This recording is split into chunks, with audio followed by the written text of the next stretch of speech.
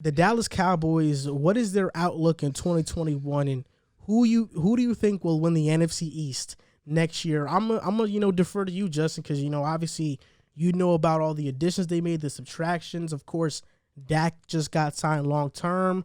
So I mean, how do you see them playing next year? Yeah, Dak Prescott as of right now is Johnny Kemp, but he's just got paid. It's Friday night type vibes. He's feeling really good, and honestly, I just think the leader that Dak Prescott is. I mean, that dude does not take any days off whatsoever, and they're saying that his recovery is great. They said that his recovery is great. He's looking better than he ever did before, and obviously the way that he talks, gives you just leadership vibes. I know what I'm doing. I'm feeling good. I'm great. My prediction, you may not like this, Red, but I'm gonna have to say it. I'm gonna have to say it. Dallas is gonna win the NFC East, and it's not biased. It's not because I write for a website that's affiliated with them. I just think that talent-wise, especially on the offensive end of the football, I mean, nobody is matching up with them in the NFC East. Yeah, sure, the Eagles just got. No, don't count. Okay. I'll let you talk about the Eagles. They got a couple playmaking talents. You feel me? They got some speedsters on the outside that they can run with. I like Devontae Smith for sure. Great guy. But yeah, you guys don't really have quarterback play as of right now. Talk about it. New York Giants, man, Saquon's one of the best running back talents I've ever seen. They can't block for him. Danny Dimes, I'm not sold on him either. So I think it's going to be between the Washington football team, who Ron Rivera is a heck of a coach, man. I love what he did in Carolina with Cam Newton. I love what he's doing right now. I think he's turned the whole culture, not just the football team, around. Terry McLaurin, heck of a receiver. Defense, I mean, my goodness, that defensive line. Chase Young and those dudes is absolutely insane. Chase Young, I mean, Mike Tomlin told himself, we would have to lose a lot of games to get a dude like you. He's like that. But defensive, I think Washington has the best defense in the NFC East. That's, pretty much undoubted. But why I think, Dallas's offense and what they can do from just that side of the football, they also have one of the easiest schedules aside from the Eagles, but, I'm not really worried about the Philadelphia Eagles. Division game, don't play. Hey, man, we do drop a couple division games every single year, so I'm not asleep on that one. But I just think from a talent perspective, I think Ezekiel Elliott has a bounce back here after coughing up the ball. I don't know how many times he did last year. I think Tony Pollard has a great contribution in all three facets of the field: receiving, running, and special teams. That receiving three-headed monster that's CeeDee Lamb, Amari Cooper, and Michael Gallup is going to do absolutely work. And I think just what they bring to the table from the offensive side of the football is going to be too much and going to get them at least, I'm going to say 9, but I want to, on the positive side, I'm going to air for a hot take and go 10 wins and NFC East champions. See, that all sounds nice. It does. But I can make things sound nice. The Dallas Cowboys, they've been sounding nice for years. You look at the roster, they're like, this is a great roster. It always has one of the highest rated overalls in Madden as well. And they added some guys. Keanu Neal. 90 at least. They added Keanu Neal, Brent Urban, DeMonte Kazi, so both safeties from Atlanta. Micah Parsons, who I think is a freak in nature. I think he could be a great player. I've been talking about Micah Parsons for 2 years now. Talking about college and stuff. Bro, text me about him like 2-3 years ago. So Jabril Cox is also a guy who I think can make a major impact. Yeah, I like the draft. I like they did in the draft. Kelvin Joseph was a good corner, and Nashawn Wright, very choicey words that he said when talking about him and Richard Sherman. We'll see. We'll see if he even starts. Up to it. Choicey words. But my 2 questions for the Dallas Cowboys are: how will Dak Prescott come back? I think that ankle injury won't be too much for him. I think he'll come back. Was it the same one Jimmy G had? I'm not sure. That's a good question. I don't know. Yeah, I think Dak will be fine from it. But I just cannot see them winning the division. Going through, I know you say that they have one of the easiest schedules, but even going through that easy schedule, I'm like, damn, these are a lot of losses. And, the NFC. Let me pull up the schedule. The NFC East right now, this is how I have it shaping. Washington 9-8, the Giants 8-9, Dallas 7-10. Don't even say the end. And the Eagles 4-13. Oh, I had the same record. I have the Dallas Cowboys just 2 games out of Washington. So is it impossible they can win the division? No, it's not. It's not impossible because it's just 2 games. They can win that, especially if they sweep the division games, which for me, I split most of them because, that's how division games usually go. But I just think Washington, the offensive moves that they made this past offseason with that elite defense, And Ryan Fitzpatrick is okay. He's average. But I think easily, of course, Dallas has the best quarterback in Dak Prescott. Second is Fitzpatrick. But I think Washington has the best all-around roster.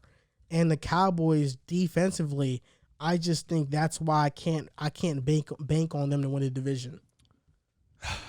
We're gonna win maybe 3 games. 4. Four is generous, huh? Yeah, we have the me biased. We have the best receiver in the NFC East. But getting to Devontae Smith, getting to this, I said biased. That's just his face. Yeah. Getting to Dallas though, what I've noticed over our division over the past couple of years is we rarely have repeats, and then it always comes down to who's the best quarterback at the end of the year. That's what I've always noticed. A couple of years ago it was Dak, then it switched off to Wentz, then it went back to Dak, then Wentz. And I just, like you said, Washington made additions. The Giants picked up additions. I think Kenny Golladay is going to be a big, big move if he's healthy all year for Daniel Jones. That offensive, him, Shepard, Darius Slayton, Saquon's coming back. If that offensive line can hold up, they can be one of the top 10 offenses in the league. Dallas, their offense is going to be heavy. I think Washington with Scary Terry and Ryan Fitzpatrick and Antonio Gibson is it? Curtis Samuel's there too. I think they have a great offense, and then with me saying all that, I think, like Joel said, the defense is what's going to tip the scale, and I think Washington by far has the best defense in the NFC East. I think Chase Young and that defensive line is going to be trouble. I think the secondary is going to be elite again. So Kyle Fuller and them boys, they're going to be good. So it's just like Dallas, the defense, I don't think is going to hold up. They do have the best quarterback in the division, but I think defensively Washington is going to keep them at bay. Even if Ryan Fitzpatrick is struggling, I think Washington is going to get wins based off their defense alone. That's how good it is. And then with the Giants, it's up in the air with Daniel Jones. This is year 3 or 4, I believe. 3. This is year 3. Everything is in place for him. So it's going to be, can he, get better? Can he be that guy for them? I don't know if he can be. I don't know if he can. It's a lot of questions with that. But I think with Washington, everything's good. The defense is set. We know what Ryan Fitzpatrick is. He can be that guy to win you a couple games. They have the defense. They have it number 1. So I think I just have to, if I had to put my rankings, I'd probably go Washington, Dallas, then the Giants. I think it's going to be a dogfight that's going to come down to week 15, week 18. And then, of course, us at the, pitiful bottom. I have the NFC East being decided week 18, Washington versus the Giants. That's what I have that game, the NFC East being decided for. But I have a question for you, Justin. What's up? Who do you see stepping up for the Dallas Cowboys? Outside, we know the big names. We know CeeDee Lamb. We know Michael Gallup. We know Dak. We know the household names. Yeah. But which player that is under the radar that not much people know about do you see stepping up for the Dallas Cowboys next season? So after I answer this question, I actually want to hear both of you guys' record. I heard yours. So your record for Dallas and Washington at the end of this season. Okay. Tony Pollard is first off on that list for me. I feel like Ezekiel Elliott was just absolutely terrible last year. And I think he's going to have a bounce back. I mean, he's doing like everything he can to show that he's in the gym and, I'm here. He's on social media showing himself with his shirt off and training and all that, which he usually does. I mean, he's got a pretty good social media following. So that's cool, but I don't think that he's going to be I think he'll be better than he was last year, but I think, honestly, his prime is far past him, and I think that Tony Pollard is going to get so many more carries. And like I said, just do a lot of things for that offense. Out of the backfield, I think he's a better receiving running back than Zeke. He's faster than Zeke. He's more agile than Zeke. I think Zeke is just that dude that's kind of like a Mike Allstott, old school on him. Just, hey, you need a 3rd and 1, you need a 4th and 2, something like that. Give him the ball. He's going to go up the middle. But he'll get caught by a lot of defensive backs running on the sideline. So Tony Pollard is one I think his carries are just going to absolutely swell next year. CeeDee Lamb, again, I have to say, he's the goods. There's no way, shape, or form around that. His catch last year against Minnesota was, I'll put that on, I'll frame that, put it on a poster for the world to see and keep it forever, honestly, because that was one of the best catches I feel like I've ever seen. And it came from a rookie. So just like I was talking about the dude that plays receiver for Minnesota and just how well he's performed, how old he looks, how mature he looks, CeeDee Lamb is the same exact way. And it's not even his speed or his athleticism that does it. Like, the dude is just crisp with his routes and just knows what he's doing on the football field. So I feel like the chemistry that he's built with Dak Prescott has just been just absolutely an amazing thing to see. So I've noticed right now that you've mentioned Pollard, you mentioned CeeDee Lamb. Yes, sir. Those are two offensive players, man. I knew you were going to say that. I want to see who's going to step up on defense. I knew you were going to say How about that defense? You know what? Honestly, if I could say breakout, it would have to be a breakout from a rookie because every single person that was on that roster last year, you know what? I'll give you one defensive player from the roster last year. Donovan Wilson, I think he's going to – the Cowboys actually released their depth chart after the draft. Have a couple safeties that they took in free agency and then also took one in the draft. So Donovan Wilson, I think, is right now starting at strong safety for them. So I think he's going to have a heck of a year for them. Actually played Minnesota last year, and he had a crazy hit on Dalvin Cook, this large football from him, and had him rolling around on the ground like he was a fish out of water. So just a heat seeker. I feel like he just, has that it factor in terms of safety play.